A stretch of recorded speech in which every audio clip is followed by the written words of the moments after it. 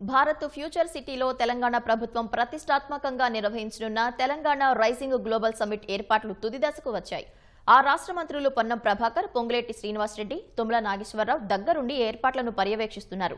రేపు ఎల్లుండి నిర్వహించబోతున్న global summit కోసం 6 ఖండాల నుంచి ప్రతినిధులు వస్తున్నారు. సుమారు 42 దేశాల నుంచి 154 మంది ప్రతినిధులు వస్తుండగా ఒక్క అమెరికా నుంచే 46 మంది హాజరవుతారని మంత్రులు వెల్లడించారు.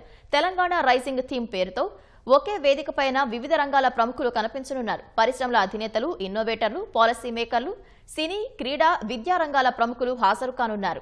జాతీయ, అంతర్జాతీయ ప్రముఖుల రాక దృష్ట్యా పోలీసులు భారీ భద్రతా ఏర్పాట్లు చేశారు. గ్లోబల్ సమ్మిట్ జరిగే ప్రాంతంలో భారీ సెమినార్ హాళ్లు ఏర్పాటు చేశారు. సదస్సులో తెలంగాణ భవిష్యత్తు రూపకల్పనపై కీలక చర్చలు జరగనున్నాయి. 2047 నాటికి తెలంగాణ రాష్ట్రం $3 ట్రిలియన్ ఎకానమీ సాధించేలా కార్యాచరణ ప్రణాళికలపై ప్రతినిధులు చర్చించనున్నారు. ఈ నెల 9న తెలంగాణ రైజింగ్ గ్లోబల్ డాక్యుమెంట్ ను ఆవిష్కరించనున్నారు.